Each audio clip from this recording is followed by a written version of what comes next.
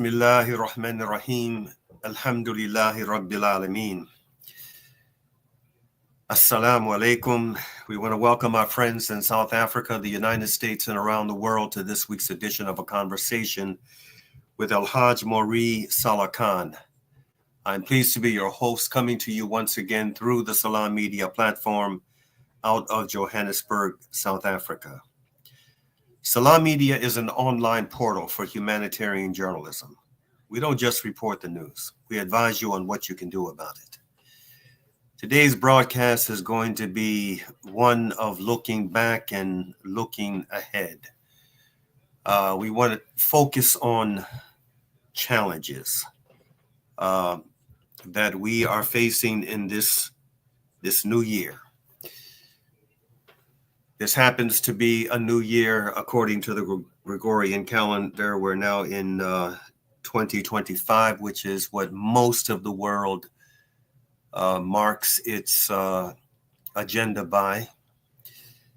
But we're also in the blessed month of Rajab, one of the sacred months in Islam. And so this is it's a very thought-provoking and some would argue even spiritually significant convergence for us to be reflecting on challenges that we face on an individual level and on a communal level. The broadcast for today has taken a dramatic turn from what I thought initially would be the direction it would go. And that's in large part because of me and what I've been wrestling with over the past week or so. I've been on planes a lot and in airports, and I picked up a virus, and I mean, it had me down so much at one point that I thought it takes a lot for me to even think about going to a hospital. But alhamdulillah, I was able to put together my witch's brew, and I've been resting a lot. And the combination of that brew and the rest has made me feel a whole lot better. But I'm far from 100%. So I'm really pleased to have as my guest for today a brother that has no problem carrying the weight of this conversation. He's going to be doing most of the talking, and he's a brother who we've had on numerous occasions in the past. He's one of my favorite guests. He's a brother who is a retired attorney and a businessman, and he is a conscious brother. So without any further ado, let's bring on my brother, Muhammad Bashir. Assalamu alaikum wa rahmatullah. Wa alaikum salam wa rahmatullahi wa barakatuh. And thank you for having me, and thank you for those introductions you always give me. You always make me sound better than I actually am. May Allah bless you. Alhamdulillah. Alhamdulillah. Aki, this topic that we're dealing with today,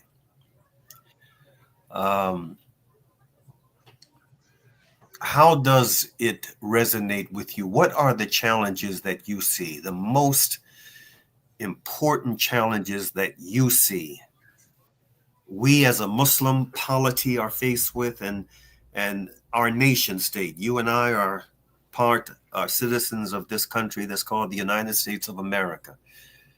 What do you consider to be the greatest challenges confronting us as Muslims and this nation as a whole? MashaAllah. A'udhu billahi minash shaitanir rajeem. Bismillahir rahmanir rahim. The greatest challenge, always as a Muslim, the greatest challenge is, how do you stay close to the Sirat al-Mustaqim? How do you stay close to Allah? How do you invite yourselves and your family and your community to understand that Allah is in control of all the affairs, of all affairs? And considering what we have to deal with each and every day in a very secular and a very uh, imperialist slash colonialist slash racist society uh, that not only just permeates the United States but has its tentacles all around the world, we have to always make the top priority to ask ourselves, where's Allah in this, and search out how it is that we can best serve Allah in this. Now, why do I say that? As a top priority, the greatest challenge for us is and always has been holding fast to the rope of Allah. Last year, we go back to the last year, we had the ongoing genocide in Gaza. We had the misinformation that continues to permeate the national scene, even if it's not permeating the international scene. As you know, you get news here in America that is sanitized with the purposes of raising the neo-colonial powers or the imperialist powers. And around the world, they may be getting different information. This is why your South Africans can go to the World Court and call it genocide. And the United States, they do everything they can to hinder anything about that. Because here we believe that something else is going on. At least we only get sanitized versions of what the real atrocity really is. So we have to hold true to the fact that we are Muslims, that we are Muslims here in America, that Allah placed us here, and that the challenge always will be, how do you hold fast to the rope of Allah? Did we hold fast to the rope of Allah in Gaza with the genocide? If we did, then, you know, you know the old expression, you got 100 things that you, but they used to say, like to say, you put 3 lawyers in a room, you get 4 opinions. All right. And that's the same way it is. That's the same way it is with Muslims right now. You put 3 Muslims in a room, you get 4 opinions. All right. So the question then becomes, how do we center Allah in our discourse? How do we center Allah in our day? And how do we grab a hold of the community and find something that we can agree on that is impactful to the community? Separate and apart, I know some people out there will say, well, Salat is impactful. We do that every day. Fasting is impactful. We do that every day. Dua is impactful. We do that every day. We do that every day. So now, since we do that, let's not make it become ritual, and let's figure out what it is that we can agree on, that we can rally around and begin to make an impact. We had an opportunity to do that impact with the vote. We were divided while we prayed, while we fasted, while we pretended to have brotherhood. We were divided in our thought process. We had Dearborn, Michigan thinking one way, Detroit, Michigan thinking another way. All right, for all the obvious reasons. Because they never sat down to try to understand each other. And Allah tells us, if we hold fast to the rope of Allah and be not divided amongst yourself, the only way you can do that is for us to have discourse. For Detroit to have discourse with Dearborn, for Fairfax to have discourse with PG County, for Trenton to have discourse with Noor. The Muslims there coming together and discussing an issue. We don't have that. That's the biggest challenge. The biggest challenge is that we center Allah into our personal life, but we don't center Allah into our international, our national, and to our political or social discourse. Indeed. So we're talking about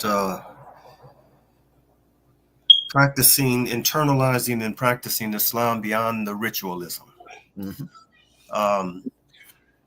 And this is indeed a challenge, because when you talk about the process of implementing Islam in our lives in a very material sense, you know, the thought can be very intimidating for those, especially who feel that, you know, the most important thing for us to do is to fit in and to go along to get along. And if you can't go along to get along, then just to be quiet. Aki, you were practicing law in the 90s, right? That's a fact. One of the most turbulent decades of of law practice, and you were a criminal attorney. Correct. No, Law no, a criminal trial attorney. criminal trial attorney. That's right. I wasn't a criminal attorney. I was a criminal You were a trial criminal attorney. trial attorney. Yes, we could Absolutely, absolutely. clarify that. But that was a very challenging decade. Mhm. Very challenging. Mhm. What, from your perspective, take us back. Those, especially among us who are too young to remember what the '90s were like, Mhm. or those who were not even born yet. Mhm. Um, Take us back to what the '90s were like with regard to this challenge that Muslims were facing then, and how does that compare to today, in your view? And that's a great question. And I think that's one of the problems that we have as Muslims. But the blueprint, truth be told, is in the so-called African American / Black community. Because the African American / Black community has a tendency to look at isolated instances in history as opposed to see it as a collective / continual process or a continual thought process. We in the Muslim community, many of us in the Muslim community, I'll put it that way, treat the culture the exact same way. We see isolated instances as opposed to seeing it as a collective / continuum that has existed since we've been here. Mm-hmm. All right, since we've been here, and I'm talking about since we've been here since the uncle of Mansa Musa. Since we've been here, there's been a collective thought process on how do you deal with Muslims here in America. Let me give you the '90s. In the '90s, parallel again, you know the history of so-called African Americans here, but in the '90s, I was one of those who was part of the original World Trade Center bombing case. All right, so I was one of the trial attorneys in that case, along with Hassan Abdullah, brilliant lawyer, Bashir Camille, brilliant lawyer and a brilliant judge. One of the best experiences of my life and one of the worst experiences of my life. What happened was the concept of redefining Islam in America had taken hold. It took hold, frankly, with the Afghan when they tricked Russia into invading Afghanistan. The U.S. pushed, and they created something called Islamic fundamentalism. You may remember the expression. Mm-hmm. And that Islamic fundamentalism led to a creation by the U.S. government of something called Al-Qaeda to fight off the Soviets once they dragged the Soviets in. All right? And Mm-hmm. once they dragged the Soviets into what the neocons and the conservatives and the white supremacists wanted, that is to have Russia go through a Vietnam, at the way the U.S. went through a Vietnam. Once they had Russia bogged down, they knew that Russia could not defend your Cuba, could not defend your Central America, etc., with the same vigor because they were locked into Afghanistan. But it was the government of the United States that unleashed the Al-Qaedas of the world on the world. That created a concept called fundamentalism. It created a concept called, actually created the concept of terrorism as it's defined Islamically, because we know that the Hirschfield gang used to blow up places and blow up the British and ran the British out of Palestine in order to steal Palestinian land. So we know that was called terrorism long before it became connected to the Muslims. After the first World Trade Center bombing, all these labels, all these new definitions of what it was to be Muslim that were offered by the government and by the culture began to permeate the system. Everybody was suspect. Every masjid was under surveillance. Every imam was considered to be, if they didn't say something that was appeasement oriented, were considered to be radical in their Islam. The whole concept of radicalizing young people, all right? The concept of the West just trying to define something called jihad, a whole different definition than what we know to be jihad. And so they became the voice of the Islam. On the back, that is the terrorists, etc. The idea of terrorism, which again was created by U.S.-funded organizations. Now, on the opposite side of that are us, trying to find our way to say, wait a minute, we've been here before. If you are black in America, you have been defined, named, spoken for by white supremacy since the day you got here. So you're trying to explain to other communities that this is not new. This is how you deal with this. But those communities weren't listening. All right. They told their women after the planes crashed into the World Trade Center, that's the second bombing, take your hijab off. You can let your hair out. You don't have to go to the masjid. You don't have to wear longs and this kind of thing. The brothers began to shave their beards, etc. This is what we were up against because we were up against propaganda. And we haven't learned how to navigate propaganda yet. In fact, we ran for cover after the 9/11. The Muslims ran for cover. The problem was, if you were black in America, you couldn't run for cover because the number one victim of hate crimes since the beginning of recording hate crimes has been black people. So you could take off your hijab, you can shave your beard, you can call yourself Mo instead of Muhammad, right? But you couldn't take off your black skin. And so then, if you were watching and you were Muslim, you would understand that the nature of the beast was racism, white supremacy. That was what the shaitan was using, but he was couching it in terms of terrorism, etc., because the Muslims were beginning a strong foothold in the Western world, especially in America. And that was the climate of the 90s. So you've seen all these imams shaking in their boots, all these kids getting locked up on terrorism charges, conspiracy. And they were, by the way, there weren't any whole bunch of terrorism incidents, even though they were saying they were solving them before they came about. But these kids were pleading to conspiracy.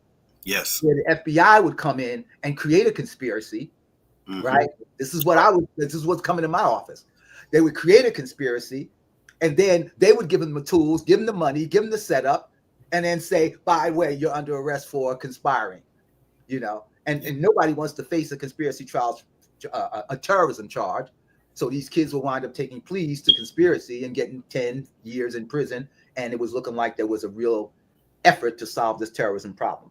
But the leadership, frankly, in my humble opinion, including me being in that era and people considering me a part of that leadership, dropped the ball on the challenge of propaganda.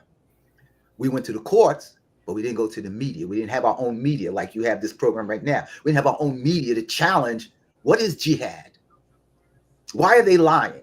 Every day now they're lying. It's like consistent. It's all over the place. Every other word that comes out of the mouth of the media is a lie. But at least now you have your Al Jazeera's, you have your Salam medias, you have your alternative medias to be able to battle back against some of the narratives that are out there. And so even though it was rough then, it's going to be rougher now because they know now that they have to be more savvy in their lives or more direct in their lives, more outrageous in their lives in order to combat the media that you are now offering to the people and that alternative media is offering. Because the goal is still the same. Suppress Islam because it's the only doctrine, listen to me closely, suppress Islam because it's the only doctrine out there that says that you have to stand for right no matter who it's for or who it's against, even if it's against yourself. Show me anywhere in the annals of history another doctrine that says that as a mandate to the person in order for them to be a believer. You won't find it. That's why Islam is the biggest threat in the world today. And that's why when I say you're going to catch it, you thought you caught it before, you're going to catch it now. All you appeasement Negroes out there, all you appeasement immigrants out there, I'm telling you, appeasement has never worked. All you have to do is look at the Black experience. It has never worked. Right. And it will never work because they do not want you here. They do not want your concepts here. They do not want your doctrine here because your doctrine is antithetical to what it is to be an imperialist, a capitalist, and a racist. And that is exactly what America was built on. Okay, on this note, I'm going to take a break, commercial break. And there's a little piece of interesting, rather comical video that we want to show as we go into the commercial break. Let's see that video, and then Brother Muhammad and I will resume our conversation on the other side. Brother Sadiq. Yo, this is so funny. Watch this. It stopped being a secret when you told your little friend over there in the head covering. She must have followed me. Don't worry, she's not gonna tell anyone. She swore to Allah. Allah knows.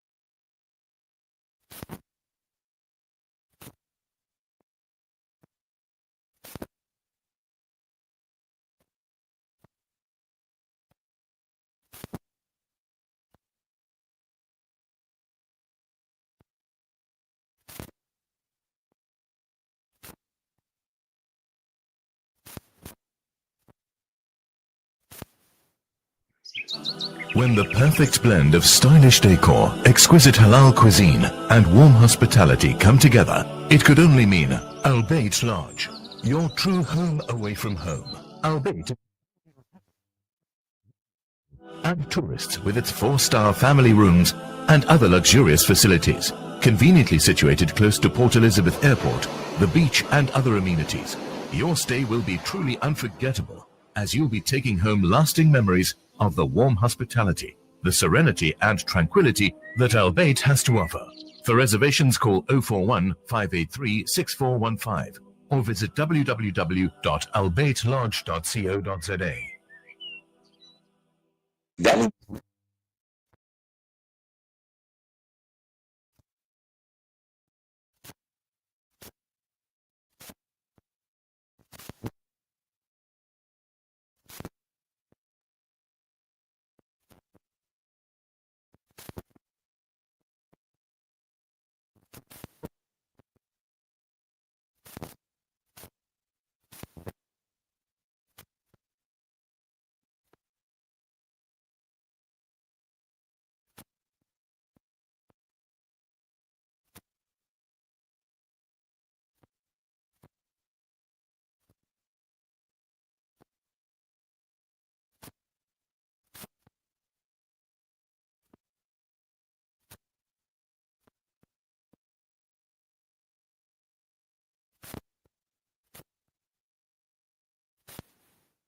Our brothers and sisters in Palestine are enduring unimaginable hardships.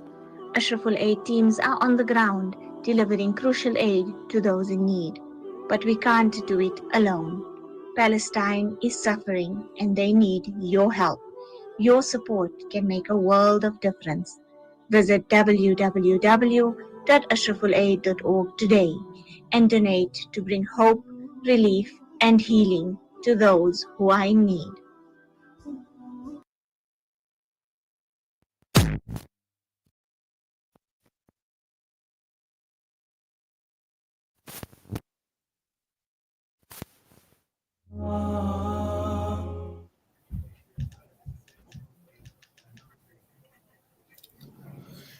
Welcome back. I'm sorry for that technical difficulty we appeared, excuse me, to be having during that break, that commercial break. We're back with my good brother, Mohammed Bashir, retired criminal defense attorney, he, when we left, going into the break, we're talking about, some of the pivotal challenges that Muslims and the better of the two Americas were facing in the 90s. He mentioned the case of the blind cleric, Sheikh Omar Abdul Rahman, case that he had become involved in. And much of what came out of that case uh, and how it really had devastating impact on the psychological health of our community, uh, getting many of us to behave in ways that were, counterproductive to safeguarding the interests of our community. So now we are faced with challenges that are, in a sense, that they're now compounded. And we have an individual about to step into the Oval Office who has made it very clear where he and those who, to a large extent, not all, but to a large extent, blindly follow him, stand. Brother Muhammad, if you were still practicing law, what kind of advice, and you've already touched on this in the remarks you made just before the break, but again, what type of advice, specific advice, would you give leaders of masajid and centers, leaders of advocacy organizations, leaders of Muslim humanitarian relief organizations? What kind of advice would you give them? Well, see, that's a tricky question because it comes from two different dynamics. I'm going to give you the dynamic. The dynamic is you have the indigenous Muslim population that was born here, mostly African American. That's a different dynamic than those who came over with from the benefit of the protest of the African American with the Immigration and Naturalization Act of 65. Right. They come with a different mentality and a different mindset. All right. If you see this big argument that's out there right now that Elon Musk and Vivek Ramaswamy offered into white America, that they're lazy and that their culture is not as good as people coming from other countries, which is really what they were saying and are saying, which is why they should let more HB1 people from India and really must mean South Africans to come into America and show America how to move ahead. That particular dynamic in and of itself is what's playing out and what has consistently played out in our community. The two different dynamics of what it is to be an indigenous born in America versus an immigrant coming to America or coming with a family that's here by virtue of an invitation. All right. That particular dynamic, we have to bridge that. We have to find a way to get around that because it was done in 63. I was around when my family claimed the body of Malcolm X. And the immigrants wanted no part of that claiming of that Muslim because the potential was they could get deported or they could become persona non grata or because if they got back to their own country, the countries were in turmoil as well. The same thing exists now. If you're in India and you're a Muslim, you know that Modi, I think that's his name over there, don't like no Muslims. You already know that. All right. So if you can come here and be a Muslim, or if you can come here and even be an Indian, your standard of living here potentially is greater than it is in India. And you know that. So your economic advantage here. All right. If you're Black, you're not even thinking economic advantage. You're thinking about survival on most occasions. Your masjids are thinking about surviving. All right. Your communities are thinking about surviving. which is one of the dynamics that we lost as Muslims from the 60s, from the 50s, of collective work, working together as a ummah to build and to educate, etc.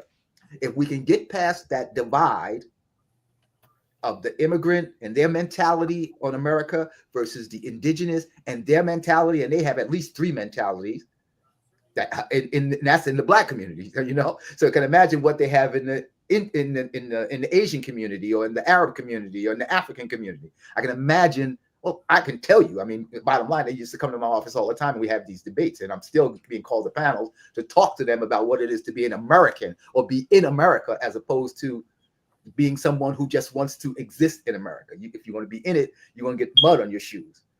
But we don't want mud on our shoes. But we have to bridge that particular gap between what it is to be mentally an immigrant who loves America versus mentally an African American who is a Muslim who understands America. If we can bridge that gap, we can have a lot of success around here. But we have to understand that what's going to make us coalesce is the inherent attack that is coming on Islam. It is coming. Look, we were predicting this with Malcolm X. 65 he died. We were predicting 63, 65. This was being predicted. This was Jamil El-Amin's thought process. We need to organize, get our communities together, because this government doesn't rock with Islam the way they tell you that they rock with Islam. You know, and the evidence is pretty clear. George Bush, he goes to the masjid, he says Islam is a religion of peace, and the first group of people he bombed is Muslims. Barack Obama talks about, oh, Islam is a religion of peace, and the first place he goes is to Libya and bombs out all the Muslims, you know, and Syria. You know, and we have to come to understand that that's America. So if you're going to be here, there's no appeasement. That either you're in it or you're of it. So that means you're either down with them, or you have to be in a position to say, I'm in it, so therefore I have to do what's necessary to either change it or to coalesce my people, so that when the attack comes, whether it's political, social media, propaganda, whatever the attack is, we are prepared to be able to coalesce our communities and say, we are going to take the lead on this particular discussion and move the community and thus the culture forward. If we're not willing to do that, then we're going to get our behinds kicked. And it's going to be a long 4 years. Brother Saalakhan, there's another piece of video that reflects on the enormous devastation that large swaths of the West Coast, California, are experiencing right now with the firestorms. Let's see that video, Brother Saalakhan. Some of Hollywood's biggest celebrities' homes have been burned to the ground in the apocalyptic Los Angeles wildfires. Anthony Hopkins' home is gone, as the devastating photos show the house before and after the recent wildfires. John Goodman's house has been completely destroyed, and all that now remains is his backyard pool. Miles Teller's $7.5 million dream home is another building which is now entirely wiped out. Paris Hilton says she watched her home burn to the ground on live TV, while Matthew Perry's home has been engulfed and Harrison Ford was forced to evacuate. The list continues to grow as Eugene Levy, Billy Crystal, and Adam Brody are also among those whose homes are destroyed, while dozens of other stars now face an anxious wait alongside their neighbors to learn if anything could be saved and to pick up the pieces of their multi-million-dollar homes.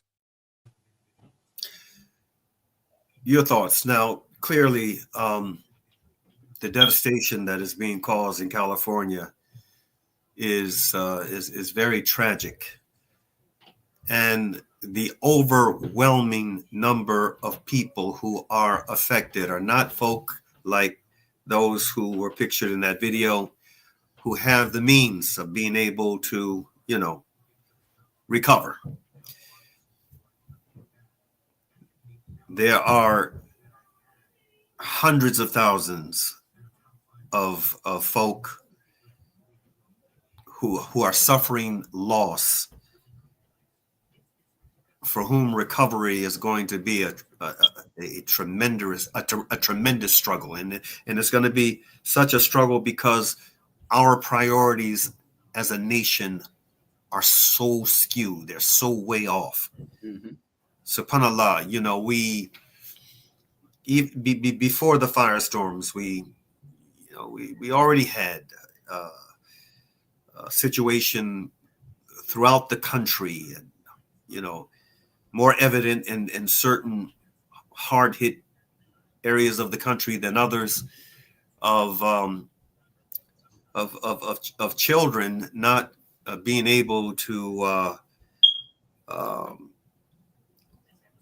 to go to school with you know, after having had a breakfast to nourish them. You know, it's this country is in terrible shape. What are your thoughts on that piece of video and what's happening right now there in California and what's happening in many other parts of the world? You know, I thought the other day when I saw one of those clips, I think it was James Baldwin who coined that poetic phrase, "God gave Noah the rainbow sign. Mm-hmm. No more water, the fire next time." Next time. That's right. Yeah. What are your thoughts on that, brother? What we're seeing right now? And I'm saying that because I seek refuge in Allah from saying something that attributed to the Prophet sallallahu alaihi wasallam or to Allah, that I always hate when other people do that without a context. What you heard there in that video was the attempted empathy toward people who are super rich. mm-hmm. What you see in the government is the concept of an oligarchy taking over the government of the United States, obviously, openly, and arrogantly. By the way, the same oligarchy included George Washington, Thomas Jefferson, Aaron Burr. I mean, I could go down the whole list of cats who, John Hancock, who signed the Declaration of Independence. They were an oligarchy, describing themselves and hiding themselves in the form of a democracy and in the form of a republic.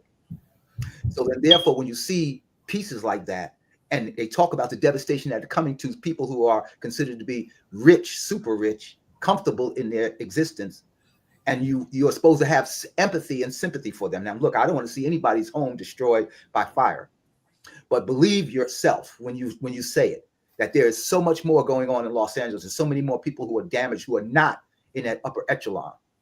They are not being focused on in Los Angeles. Los Angeles had a homeless problem long before there was a fire. Los Angeles had a governmental problem long before there was a fire. Los Angeles had a flight from California problem long before there was a fire. The fire potentially is exactly symbolic of just what you said about Baldwin, that the Creator may have used water before, but the promise was that he wouldn't use water again. Allah knows best if I'm quoting that, I'm paraphrasing. And that's why Baldwin says the fire next time. The fire always is one of those kind of things that's used as a cleansing.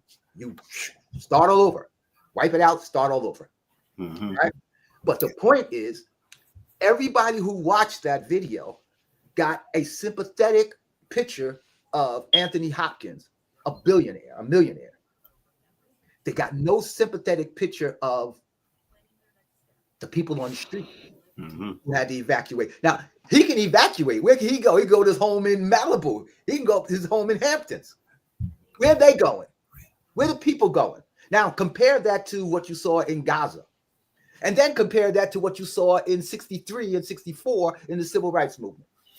The Civil Rights Movement in America was the first time that most of white America actually saw black people treated the way black people know they've been treated for 400 years in America, because it was on television. They saw the images and they couldn't believe that this was the America that I grew up in. Those of us who know the Vietnam War know that they were fighting that war from the 50s, because the French started, then the US picked it up, but it didn't become a protest war until it was shown all over the media. Right.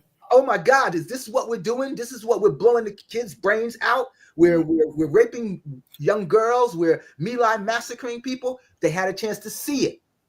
They didn't see anything from the civil rights movement until they saw water hoses on. There was no reaction in America until they saw water hoses on Black people. Yeah. Same thing with George Floyd. I mean, you just can go on and on and on, because now the propaganda is that the rich are right and that the poor have no place. Before it was the rich, the white and the rich are white, and that the Negroes had no place. You see what I'm saying? And that the minorities around the world have no place. Now, juxtapose those positions now, that your pictures you saw right there with that fire, with what you saw in Palestine. That's right.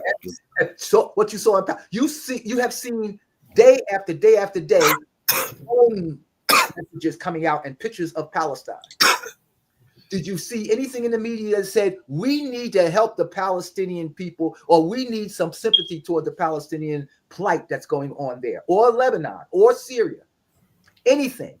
It helps you understand that in America, the concept is that the rich matter and the poor don't. And we, as a Muslim community, cannot rally around that. We have to be the ones, because Allah tells us that we have to be the ones. We're that nation that he created that is supposed to be the judge in between the other nations, and that the Rasulullah will be the witness against other nations, and the Rasulullah Salatu Salam will be a witness against us on the day of judgment. Well, we can't bear witness because we're afraid to say, hey, why do I care about Anthony Hopkins? I want you to tell me about what happened to the investigation of Hindi, the 5-year-old that was murdered back in January of last year. Yeah. I want you to tell me about the history of Afia Siddiqui and why she didn't get a pardon and Joe Biden's son got a pardon. Or under Trump, the murderer of the Afghani family got a pardon. I want you to tell me about that, because it helps the world understand, if you put it out there, that you're being seen and everyone else is being seen through the eyes of rich white males. And the only way that changes in America is when the reality hits America in the face, like it did with George Floyd recently, and like it did with Palestine recently. If you don't see it, if they don't see it in America, they don't care about it. And that's really what it is. And that's why you get your fires.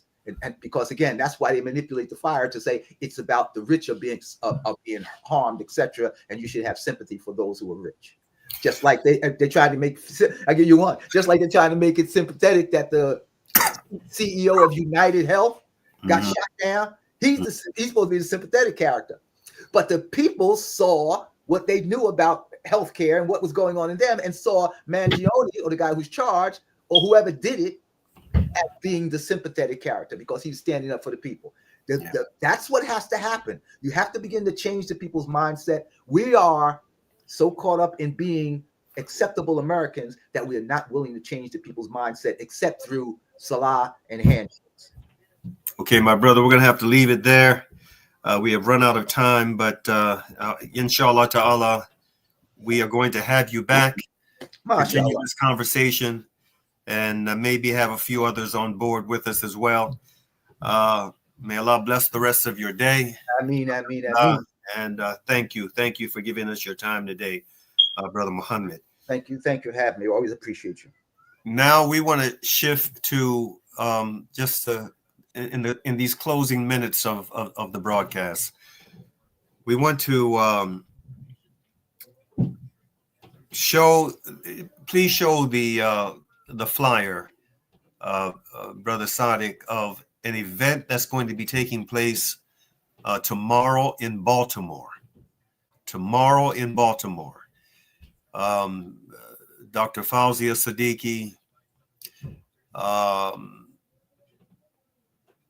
Afia's attorney, her lead attorney, Clive Stafford Smith, and myself. We're going to be at the Islamic Society of Baltimore, and inshallah ta'ala, there's going to be some rich and very informative discussion taking place after the night prayer. It's going to begin at 8 p.m. inshallah. Again, at the Islamic Society of Baltimore. in Baltimore County.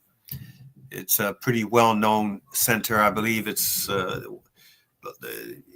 if it's not the largest center, it's certainly one of the largest centers in Baltimore, and we expect some rich conversation to take place there. Now, I didn't see the flyer, but if my brother Sadiq is still with me, what we would also like to do is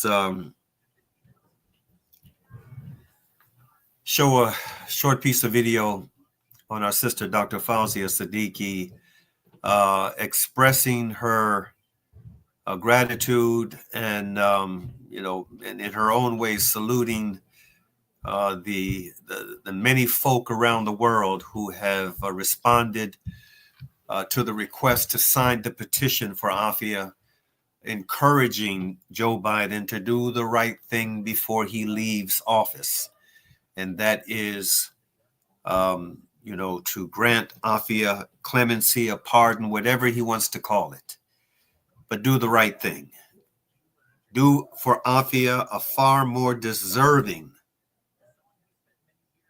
already imprisoned person for almost 22 years, what he did for his son, and what he's done for a number of others who arguments can be made, where these persons like that judge in in Pennsylvania that padded this prison juvenile prison pipeline for profit. He was getting kickbacks. I mean, he got a pardon, subhanallah.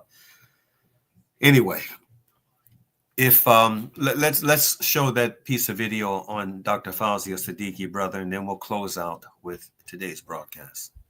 Assalamu alaikum, everybody. Mubarak ho. Congratulations. Mabruk. We've achieved one target. 1 million signatures for the change.org petition, the lowest bar that we needed to cross to get somewhere. And at least now that we go for a final push for Afia, at least I will be able to say that there are more than 1 million people out there in this brief period who are supporting us. Now, all I'm requesting is keep going till the 16th. Let's raise it as much as we can. And with that, you have done your part. You have pressed the buttons. You have typed in everything. Now raise your hands in dua as well. So dua and the medicine, both together. Hopefully we succeed. Please pray that I go to the US, bring Afia home, and then congratulate you. And you all rejoice. And may with Afia come all the Afiyat in the world. For us all and all those who have helped us. Thank you so much. Alhamdulillah. Again, brothers and sisters, our sister Fauzia and Clive Stafford Smith will be joining us at the Islamic Society of Baltimore tomorrow night, Monday night at 8 p.m. You don't want to miss this. Also, inshallah ta'ala, next weekend, I'll be traveling back to Texas. I'll be in the DFW area for a number of, 11th hour efforts on behalf of Afia, inshallah ta'ala, right there on the front line where she's being held. And okay, this is the flyer for tomorrow evening, inshallah. But again, we will be in Texas. We will be in Texas next weekend. Inshallah ta'ala, I'll be there Thursday, Friday, Saturday, and Sunday.